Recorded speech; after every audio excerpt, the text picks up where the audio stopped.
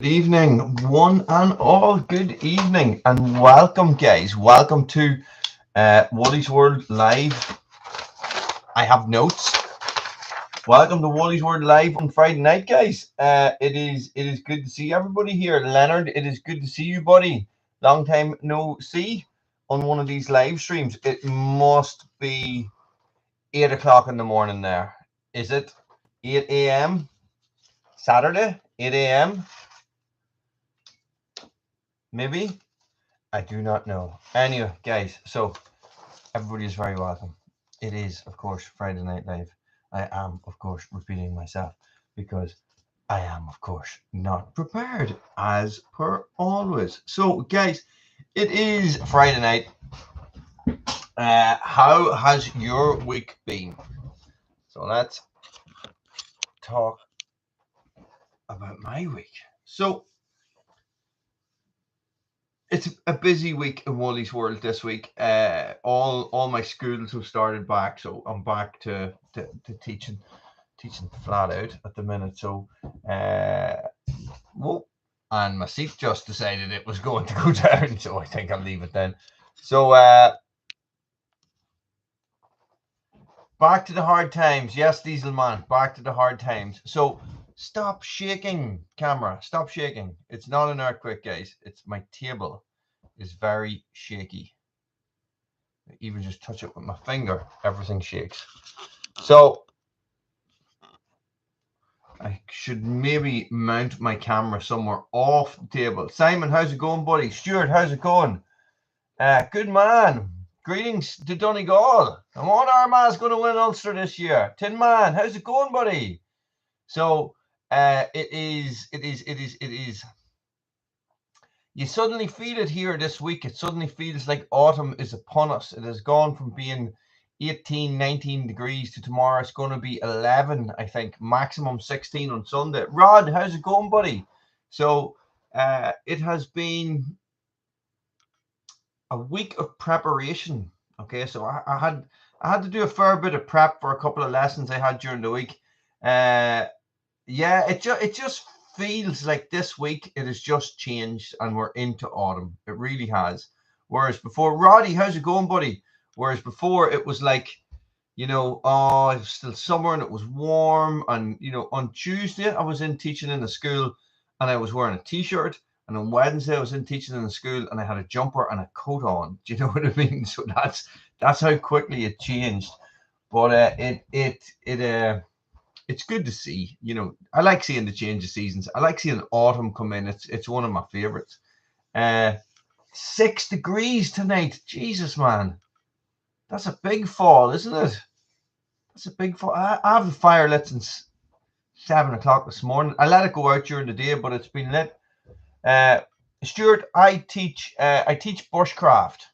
So, but what I was teaching this week was I was teaching primary school kids about climate change at the request of the teachers. So I came in as a special guest to talk about climate change. Now, I'm not an expert on climate change, but I do spend a lot of time outside, and it is something that I would have a bit of knowledge on, but I'm not an expert.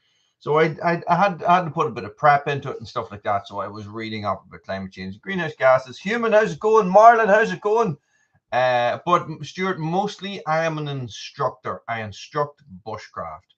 And before I started my own business instructing bushcraft, I would have been what we would call an outdoor pursuits instructor. So yes, it definitely is, Simon. I would have been teaching kayaking and canoeing and the fairwhack, hill walking, bit of rock climbing, surfing, stuff like that. So that's what I was up to. So it's been a good week. It's good to get back, but it's hectic. You're all over the place. It's like your first week back at work after holidays. I took about 2 weeks off there from my 7 days a week of summer camp that I was doing before that. So it really felt like I was off for a long time as well.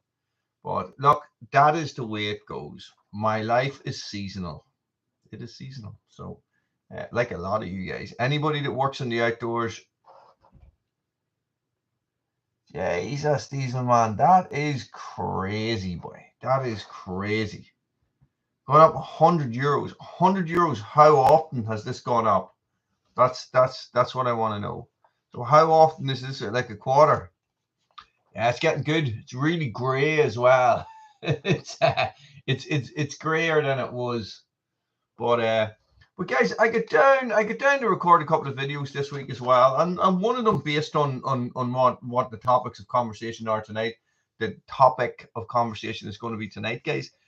And I'm sort of thinking I might run with this self-sufficiency thing for a little while because I have a friend, I have somebody I know who is really into this, right? And I haven't spoken to him yet, but I'm thinking about maybe asking him to come on as a special guest. Now, he is based here in Northern Ireland, so you Northerners might be interested in this because it's a lot to do with solar power and organic farming and bioethanol gas and stuff like that, and producing your own gas for cooking from composted food scraps and stuff like that. So that is crazy, boy. Yeah, well, so and this is the thing, Diesel Man. This is what we are all looking down the barrel of right now, isn't it? We're all looking down the barrel of increased electricity prices, I'm going to say increased fuel prices, but it's still increased, but it's not as much. Okay, so yes, it sure is, but it's still better than nothing. That's the way I'd be looking at it, especially if you're not connected to a grid. I think in regards to solar, I'm not really going to say solar. I'm going to say alternative power, I think.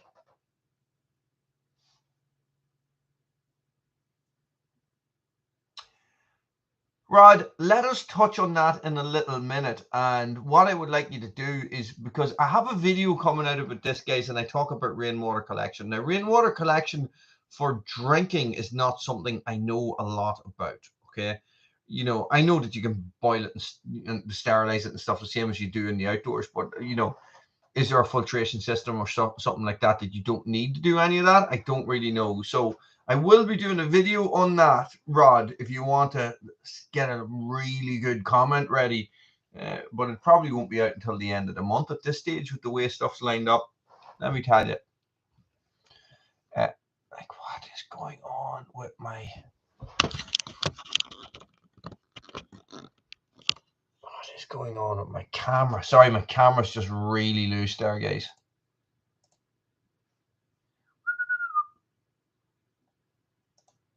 It is going to come out on the 25th of September, guys. I suppose I could maybe move it forward. Oh, look, it'll be all right. 25th of September.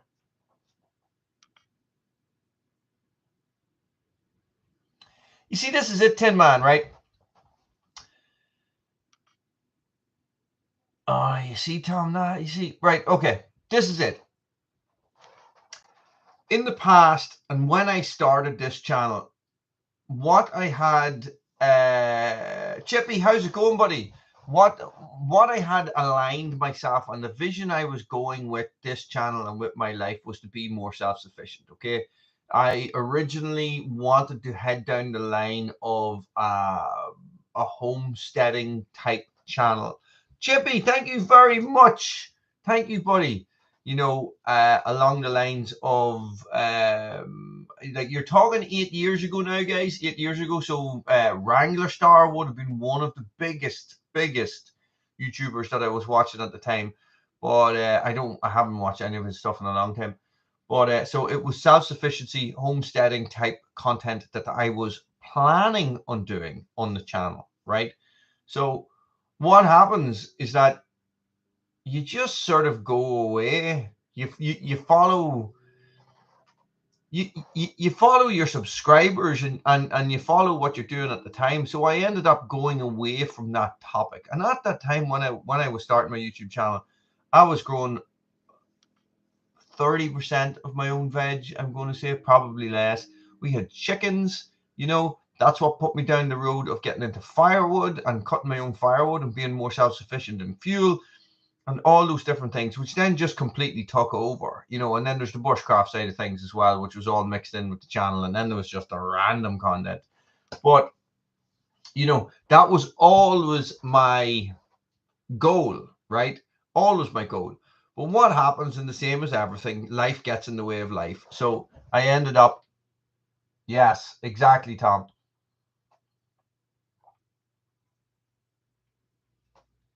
I haven't watched the stuff in a long time, a long time. I used to really enjoy it.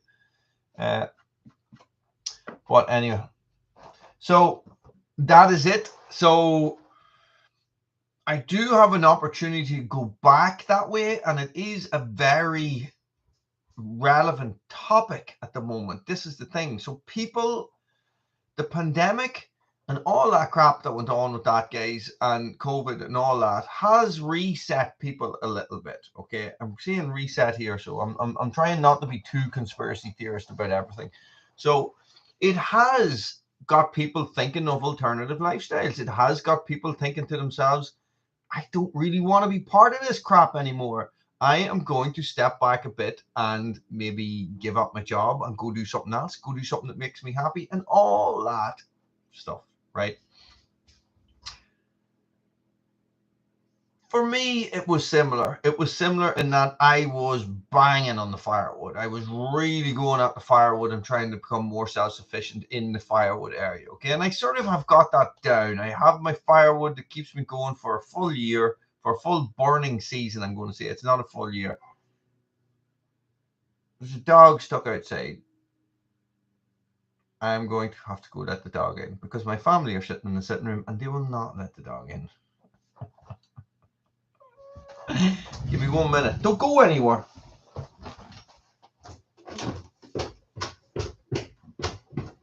It's okay, guys. I let the dog in.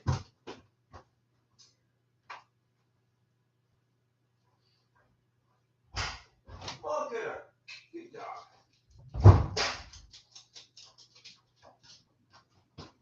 Come on.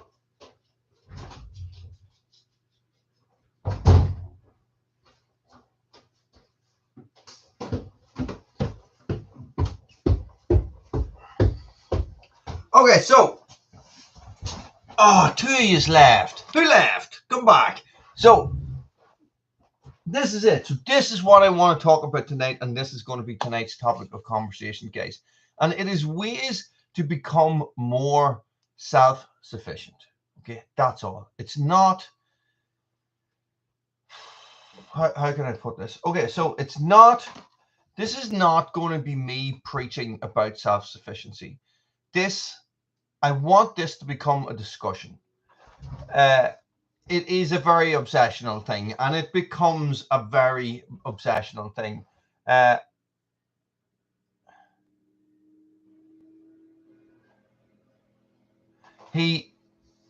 You know, I haven't watched. I've watched a couple of his shorts recently, but that's about it. I haven't watched any of it.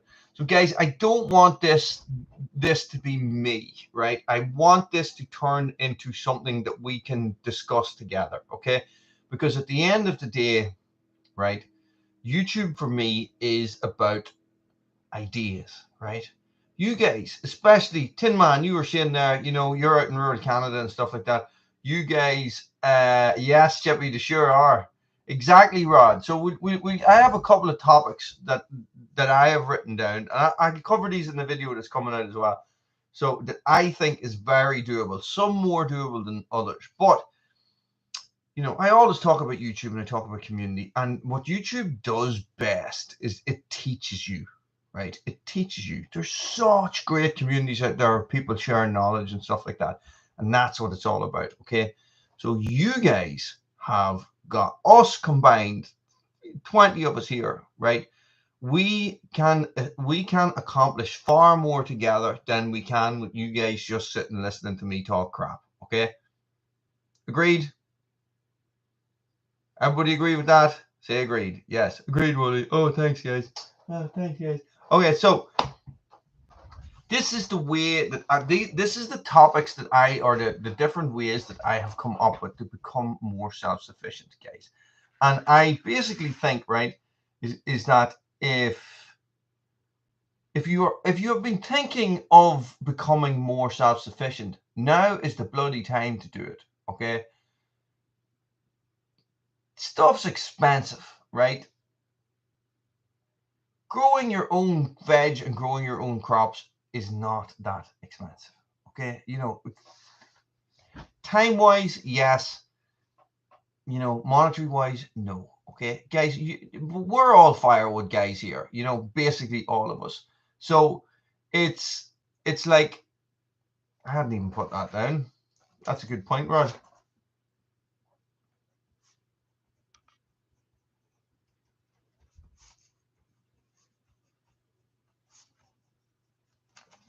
So we're all into saws and firewoods and axes and stuff like that. Okay, so for me, the easiest way that I can see for people, just going from my own base knowledge, is that if people start supplying their own fuel, right?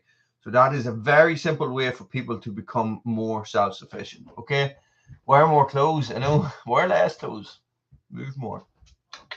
So, you know, cutting, stacking, drying your own firewood, guys, that is a no-brainer for us, for the 17 of us that's on here.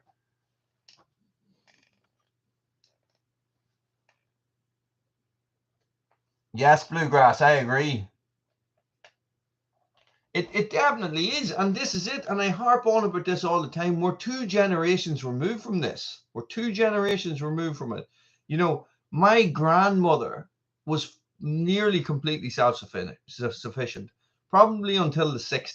Do you know what I mean? So she would have grown all her own food. She would have slaughtered her own animals. She would have had eggs, and she would have hens and pigs and all these different things. So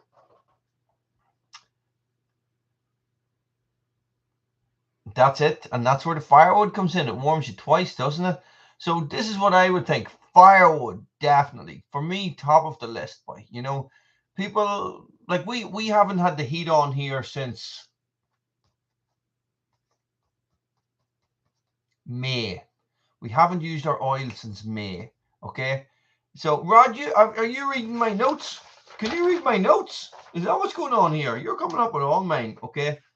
Guys, so but then it's been a warm summer, so it's a no-brainer. But the fire has been lit all day today, and all of a sudden it feels like, you know, you're getting into that time when you are going to flick on the heat, you know. So you put the heat on for an hour in the morning and light the fire and let the fire do the rest of it.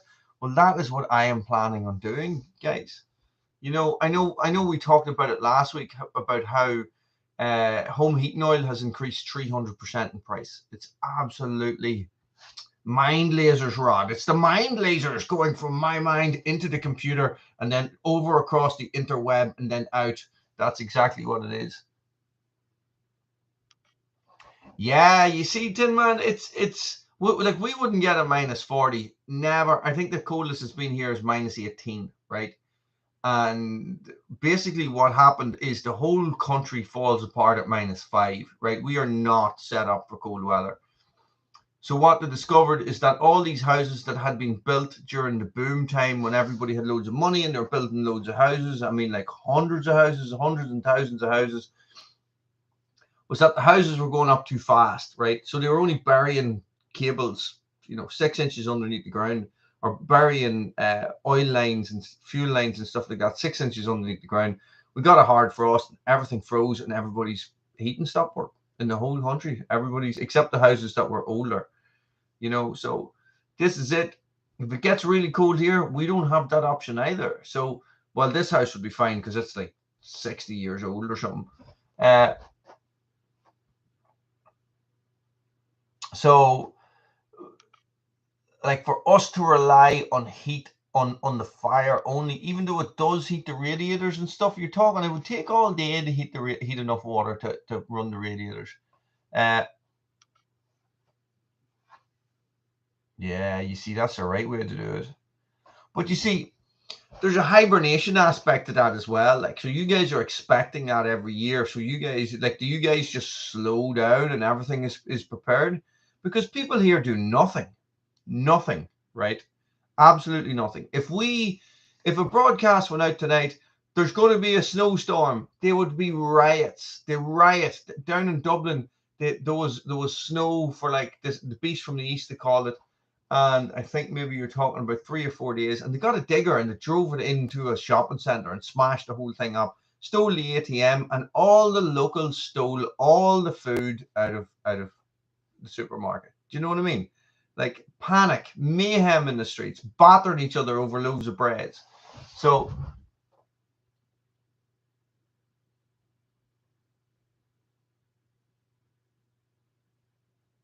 yeah, I know, Guy, I understand.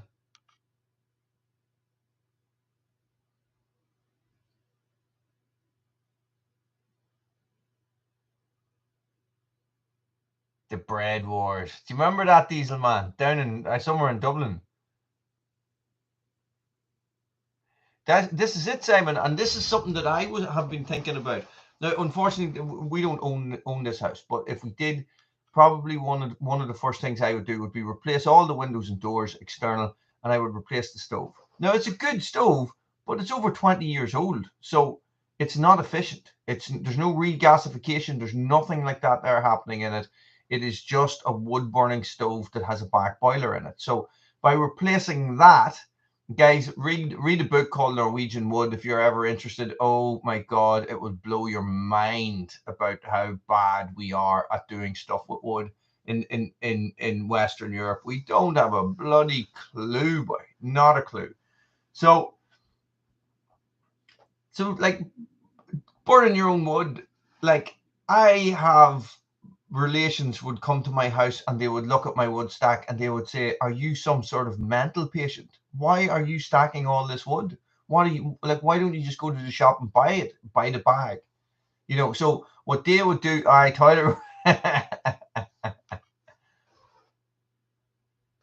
what's MVHR and what is a direct feed stove? I don't know what that is. Is that just where you put the wood into it?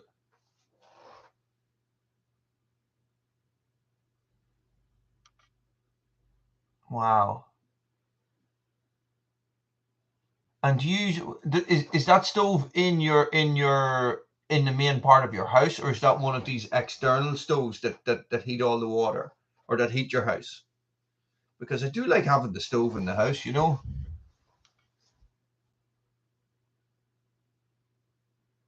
Yes, Simon, they can. They really can. Like you notice the difference if you go over to my mother's house. She just has this little small tiny stove in her front room, and she has no back boiler in it. She's the door open. It's roasting. It would boil you out of the place. But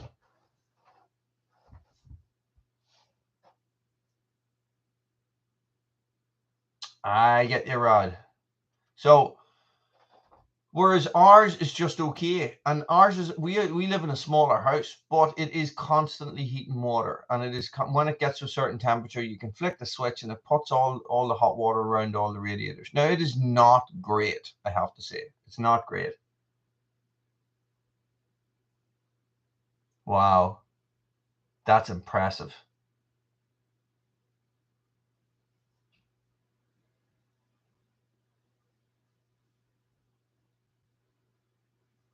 Yeah, that's where all this kiln dried firewood is making its money, isn't it? For this sort of stuff.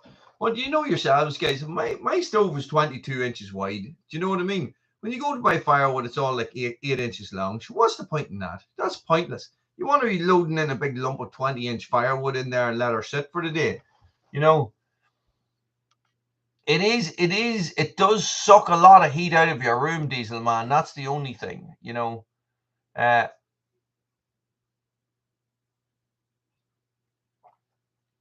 but tell me this, guys. How many of you raise your own meat?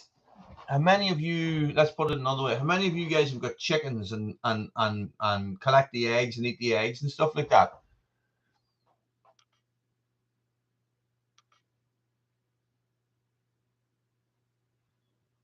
That's it, Doug. When you have a crippling chainsaw, good to see you again, by the way, buddy. When you have a crippling chainsaw addiction and Carhartt jackets and other numerous things, guitars and all these different toys and stuff, it's hard to live like a frugal man when you spend all your money on magic beans.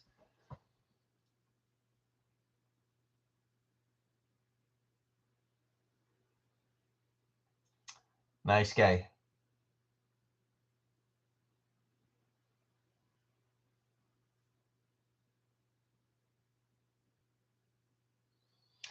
See, we had chickens, right? We had chickens. When we lived in the other house, we had chickens. When we lived in the other house, I was much more self-sufficient than I am now. I was growing more veg. I was shooting more. I was hunting more. I was deer stalking. I was doing all these different things. And, you know, and this sort of stuff, I don't do it anymore. It's hard to get done.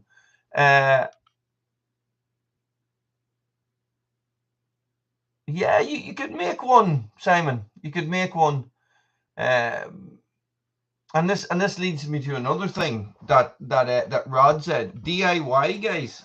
DIY. I am not any way a skilled carpenter or anything like that. I am a firm believer in fill it with enough screws and it will hold together. So, you know, but like you see all the stuff I make, you know, you make stuff out of pallets and cover it over with, you know, with Tyvek wrap or something. And there you go. You know, you have a fairly makeshift chicken coop. And really, you lust for a flock of chickens, eh, Rod? Lusting after chickens. I've seen that movie.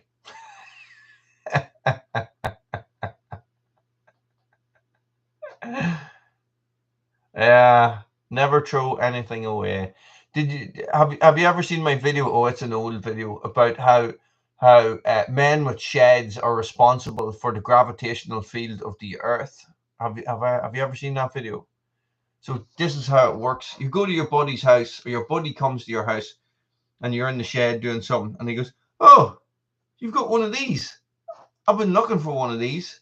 And you're like, "Oh, here, look, I don't use it. You can have it." So you give it to him. And by you passing that one thing to him, then he goes and he puts it in his shed, turns the earth a little bit. There's all men all over the planet giving stuff to each other and putting it in sheds and letting it sit there for years and then passing it on to somebody else. And that is what makes the earth rotate. Oh, I know, Tom, exactly.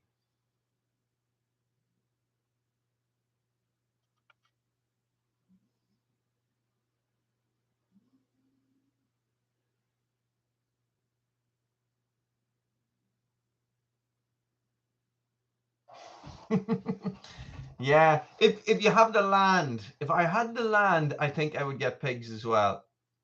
WD-40 and duct tape, you know. If it moves and it's not supposed to, WD-40. If it doesn't move and it's supposed to, no, the other way around, duct tape.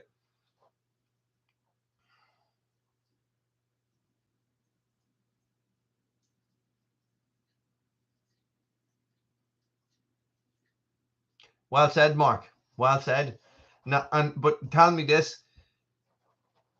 do any of you know a farmer in your local community that operates that way? There's not there, you know, every farmer I know in this local community, everything goes to mart. There's nobody butchering their own food. There's nobody growing their own vegetables. There's nobody doing any of that stuff. It all goes to big processing plants. Everything. So they go to a market and they sell their cows. That is the last to see of their cows. They buy more, they raise them, they sell them. Buy more, they raise them, they sell them. You know,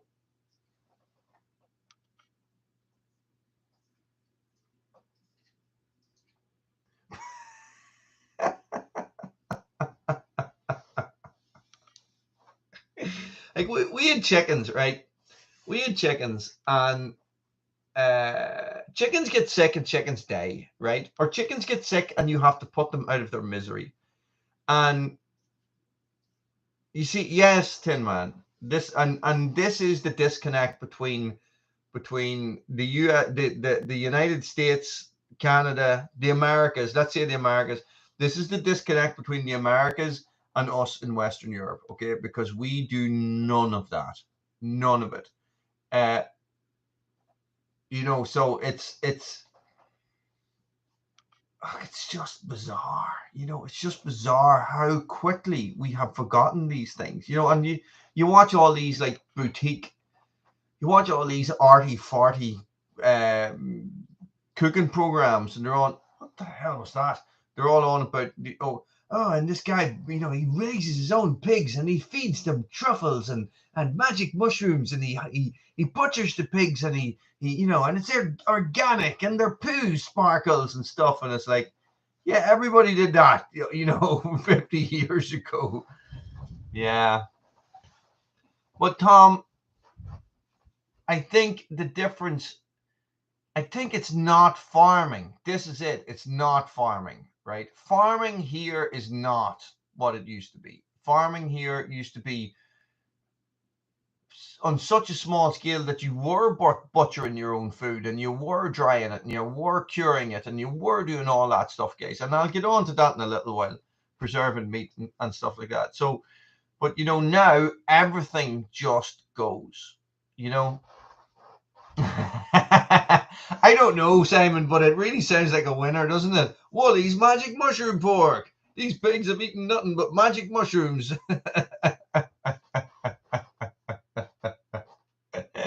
You have a sausage in the morning and boo, sail out the door. That's the way to do it, guys. It does, of course, yes. Tin Man, it does, yeah. So this is the thing. So that is probably why it has to go to abattoir. That is probably why you can't just butcher your own food. But like, I have butchered some food. But not a lot. I butchered a deer, but only one. I butchered a chicken and dressed all my own fish for years and years and years and stuff like that. Like, or not dressed. Dressed is the right word, yes. But I did have to put down one of my chickens once. Yes, you can't feed, and this is the problem now, is that we have messed up the food chain so much that you cannot feed these animals scraps. Peterson Farm of Nashville, how's it going?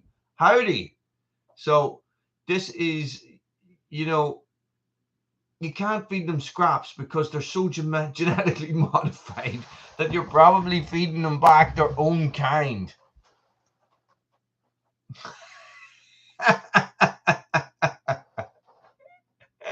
Good man, Roddy.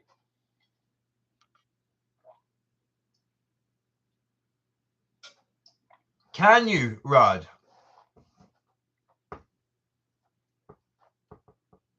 I didn't know that.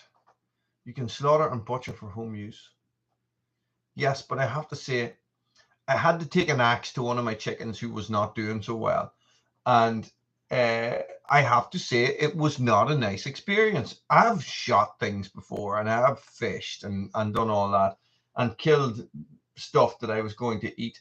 And in this instance, this was a humane dispatch, I'm going to say. It's the only way you could describe it. So I had to put the chicken on the stump and get the axe and cut the head off the chicken, put it in a bag and throw it in the bin. And it was a hard decision.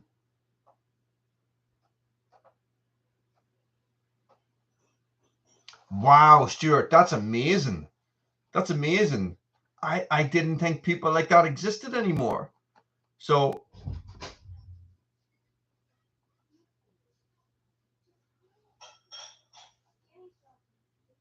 there has to be a way around that, right? Okay, so we're talking about butchering your own meat, because if you are a licensed deer stalker, you can shoot a deer and you can butcher it and you can sell it to no, you, or can you? Or can you just shoot it, skin it, and sell it to a butcher?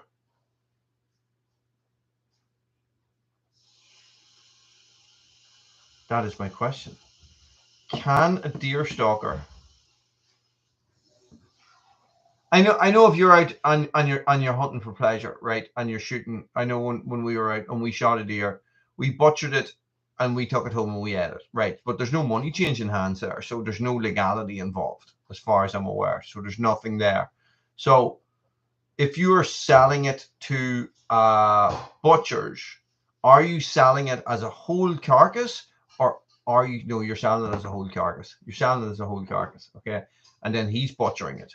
So he's butchering it and he's sorting it out into the better cuts and stuff like that, because he is always going to be better. He is always going, the butcher is always a professional, and he's always going to be better at butchering it than the deer stalker, who is better at shooting it. Does that make sense? That makes sense to me. That's the way I would think about it. So yeah, it's hard to know, isn't it? It is hard to know. So raising livestock is one of these gray areas, isn't it? There's a lot of variables involved in it. If you have a little small, like even like a council estate, something like that, as long as you've got a semi-decent garden, you can have chickens. Simple as that. I'm actually thinking about getting more chickens down at Red Branch, but we're trying to weigh up our options. Would it be worth a while? Because we have a source of free eggs anyway. So is there really any point? That's good. The problem here is that we would have to drive 3 hours to find a deer to shoot.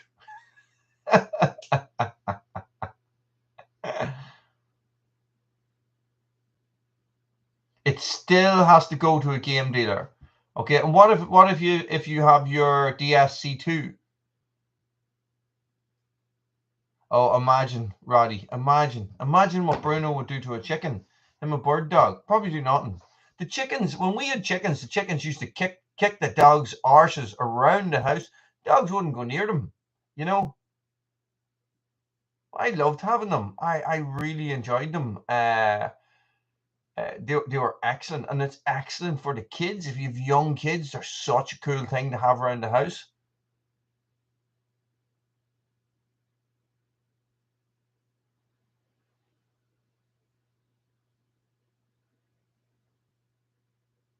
All our chickens had names like Chicky and Flappy and Poopy Face and stuff like that. But sure, look, that's what happens when you have kids. But listen, Rod, you touched on it earlier on. Like, so like we always prepare our own meals.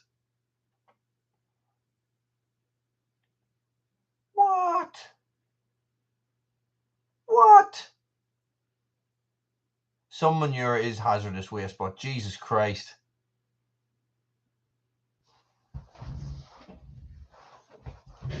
Roosters would take them on a bear bite. They are fearless things, fearless things. And but this is it, right? Let's move on from the chickens, right? The DIY, guys, the DIY whacking stuff together. My God, it's just one of those things, isn't it? Fix your own stuff, build your own stuff, go out and grab a ton of pallets somewhere. Pallets, man, Lego. Do you know what I mean? It's how easy is it to build stuff out of pallets? It's dead easy, right? And pallets are really well treated. And if you look after them and you don't leave them laying in sloppy areas, they will last for a long, long time. Especially now that the plastic pallet has been invented. My God.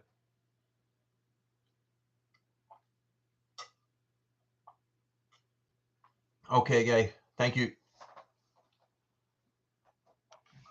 But that's only if it's being sold. Yes. It's only if it's being sold. And they don't get a lot of money for it. I know that much. It's only when you're looking at these things. Well, Roddy, neither do I.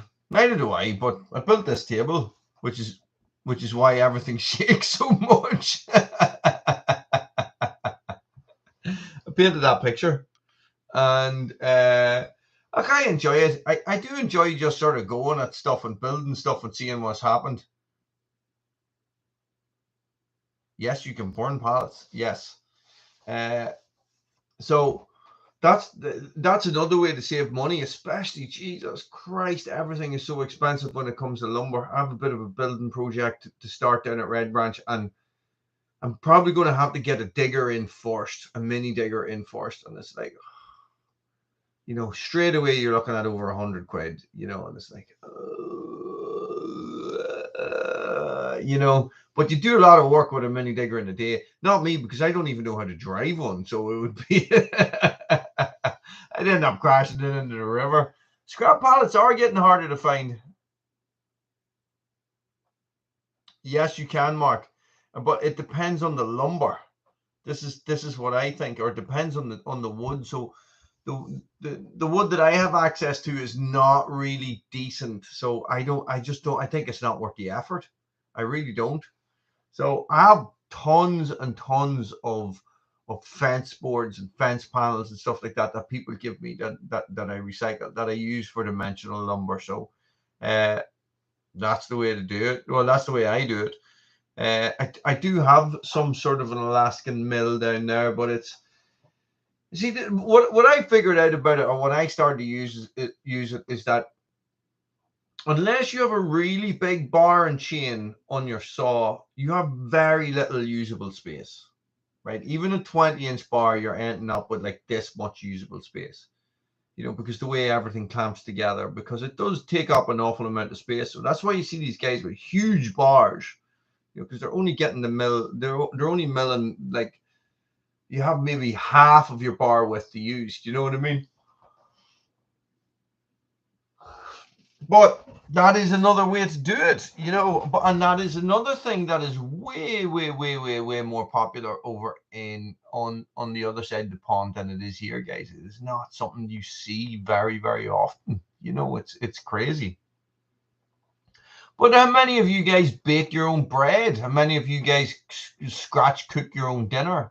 You know, this is it. Or I don't mean just for yourselves. I mean for everybody in the house. How many of you guys are making food from scratch? You know, and this is it. And I feel that if you're trying to be more self-sufficient, or you're trying to save costs, stuff like that is super important. I know it's easy to run down the shop and grab a couple of pizzas and stuff, but you know, you're very quickly up into 10 quid.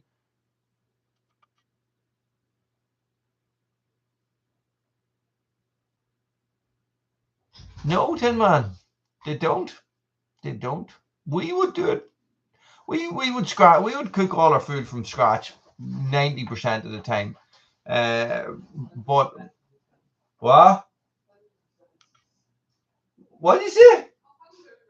100% of the time.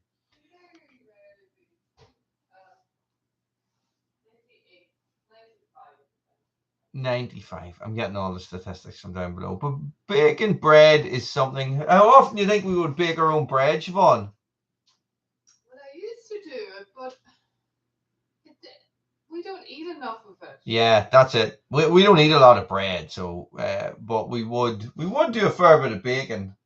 Yeah, but we don't eat a lot of. I used to do a lot more when I wasn't working full time. Yeah. Why? I know we're talking about ways to become more self-sufficient. It depends what you eat. Look at what you eat. Look at what you eat. That's it. Yeah, that's a really good way to look at it. Look at what you eat and see how you can make it cheaper. If you can grow it, or if you can. Until scratch, Roddy. Until you scratch the plate. If you can grow it, yeah, we've covered that. Don't grow courgettes. Siobhan has been growing courgettes this year, and they're like this big. They are massive. They are so big. Oh no, that's another one, Jeremy. What? Try and find somebody you know that you can do a vegetable swap with. Yeah, there's a good one, guys. I should have my own show. You should stop interrupting mine. You should. So this is something that we have sort of accidentally fallen into, is that we have people we know that grow different things. So somebody gives us one thing, somebody gives us another thing, somebody gives us another thing, you know. And when we start growing our own stuff, then we can start giving stuff to them as well, so that you're ending up with a better variation of stuff easier. Does that make sense? So it's sort of like a co-op. Peppy, how's it going? Tom, an air fryer, we call it the fast cooker. We have a slow cooker and we have a fast cooker. The air fryer is the fast cooker. Those things are unbelievable. Unbelievable. Guy, there is nothing wrong with making your own alcohol. The Irish are famous for it, so go for it. slow gin. Well, do you know, I would say there's probably about 50 litres of slow gin over my ma's cupboard. Guys, it is, let me see now. Let me see this. I've missed something there. Well, you see, this is it, Tin Man, right? If you are growing your own stuff, right? If you are raising and butchering your own meat and your own food, meat, whatever you want to call it, and stuff like that, then the next logical step has to be learning how to preserve it. Now, I would not have a clue how to can something. I wouldn't have a clue how to salt something. I wouldn't have a clue how to air dry it, or how to make jerky, or how to do anything like that. Wouldn't have a clue, because it's not something that I have ever seen done here. But they must have done it. I know if you're growing potatoes and stuff like that, you can harvest them and you can bury them in the field that they were grown in, and they will stay fine for a certain amount of time. But it's really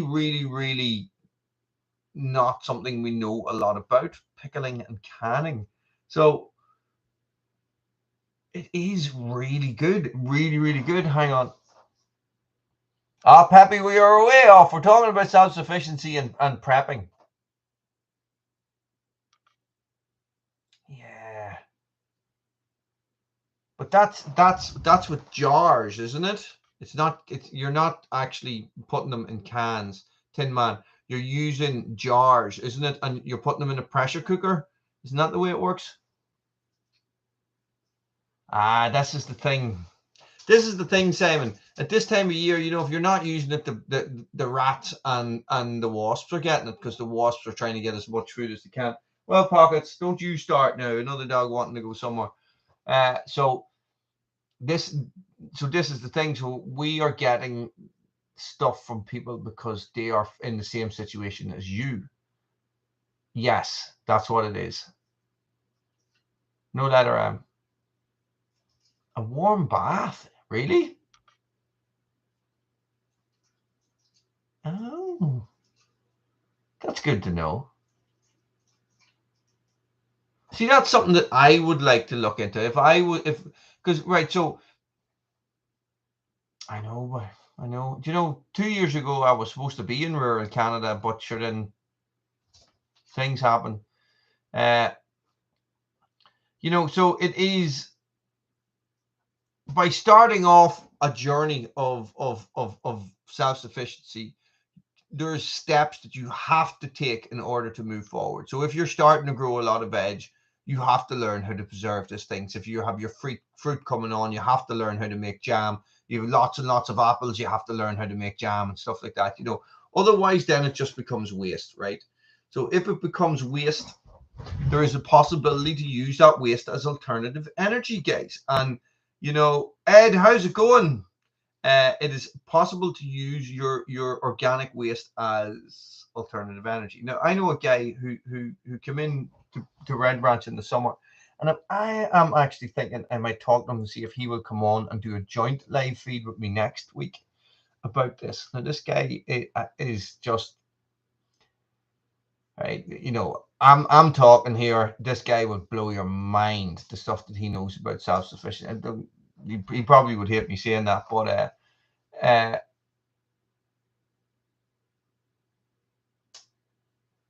hang on. So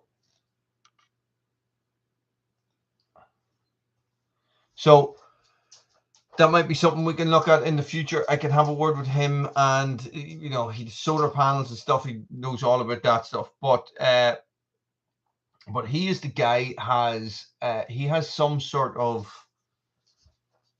something floating in my water. He has some sort of system set up where he is composting his food, and it is turning into a gas, and he is using that gas to cook on. It is absolutely, I was like, that is unbelievable. Unbelievable. Oh, Jesus. Here, I got a dog here. Pooped on my floor. Pockets.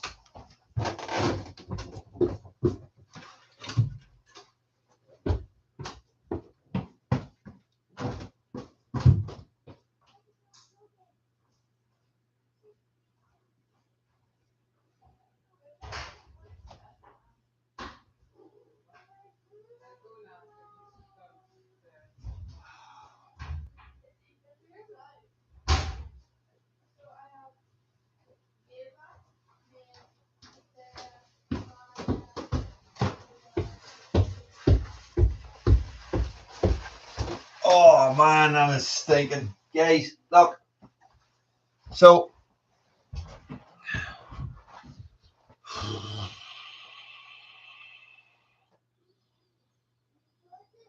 I don't know what he has, Tom. This is the thing. Ed, you would be interested in this guy. But he mightn't be in. Don't come up here. Don't come up here. Don't come up here. So I don't even know if it would be a thing.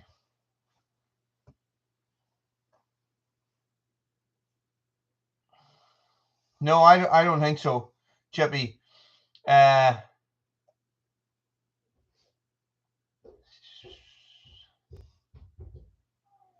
God, that stinks. That stinks so bad. Let it go away.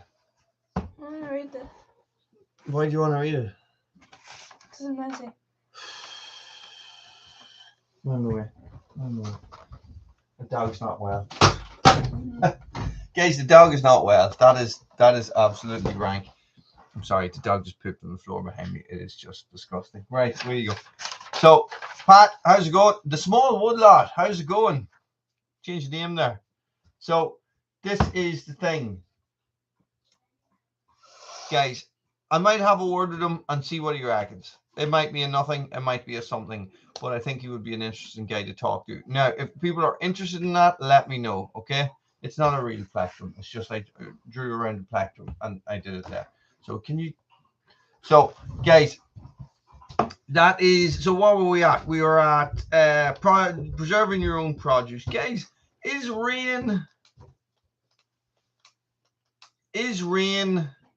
collecting rainwater illegal in the States? Mark, take it easy, buddy. So it wasn't Bruno. Wasn't Bruno. Collecting rainwater, guys. Who was on about collecting rainwater at the start, at the very, very start, that they had got that system in? Tell us what way that works.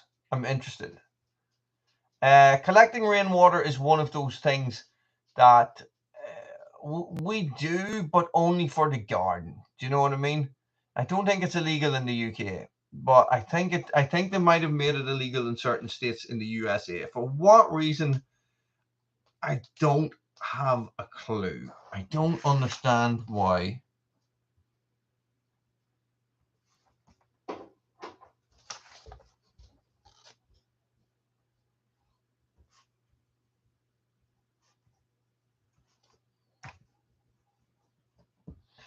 So, as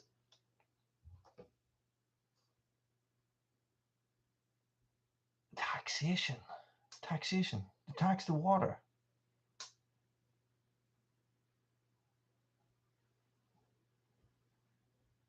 That's insane. That's insane. Yeah, to do that here as well, don't they? Well, you pay your rates. Yeah. So,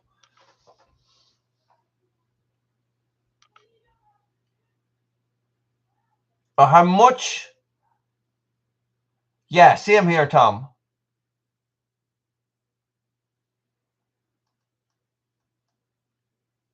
Yeah, that's crazy, guys. That is crazy. That's just like...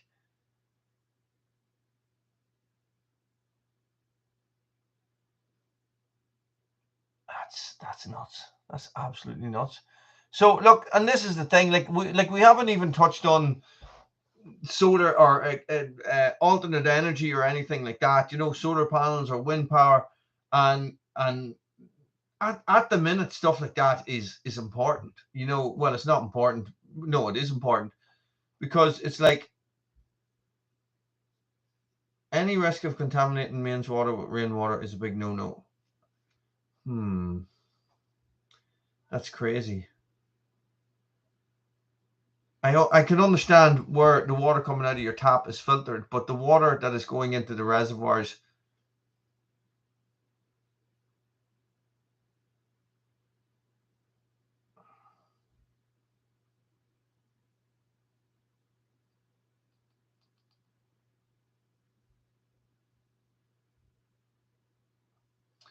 That's a fair point. That is a fair point, Ed. I would say if you dug deep enough in Red Branch, you're going to find a well, aren't you? That's a good plan, Rod. Guys, that's a good plan. I think what we are going to have to do is we are going to have to draw a line under that for now. I think maybe I will chat to this guy I know and see if he would like to come on. And he has invited me up to his farm, so it might be good to go up to his farm and do a wee video on that as well. So if you guys are interested in that, let me know. And what I'll do is I will put up a little poll during the week, and or I might even do it straight away after this, and let me know what you think, and share it as well, guys.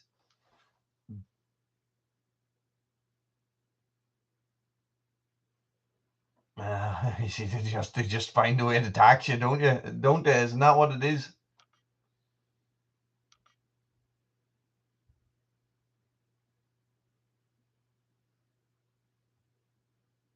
It's crazy. It's crazy. It's all about the money, money, money. We're going to take your money, money, money. That is pretty much it, guys. And that is where I'm going to leave it, with the government hanging over our shoulders. They're going to charge us far too much for everything, and then they're going to take everything off us in taxes. You know?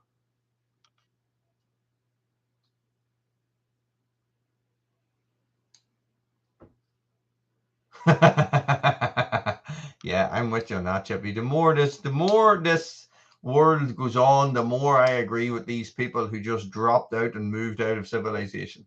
Guys, this has been Friday Night Live at Woolies. I need everybody to hit that thumbs up for me right now. And I will, you pay more, get less. I will catch you guys in the comments, okay? Thank you very much, everybody, for a great discussion. And, look, listen, I have a video coming out soon, guys. Get in the comments of whatever you want, and let's talk about it. I might maybe start a wee discussion in the community section about this self-sufficiency issue, because it is something that I'm interested in, and I always have been. I have a bit of time, so if it costs no money and a bit of time, that's probably something I can do. Guys, thank you one and all. Thanks for watching. Stay frosty.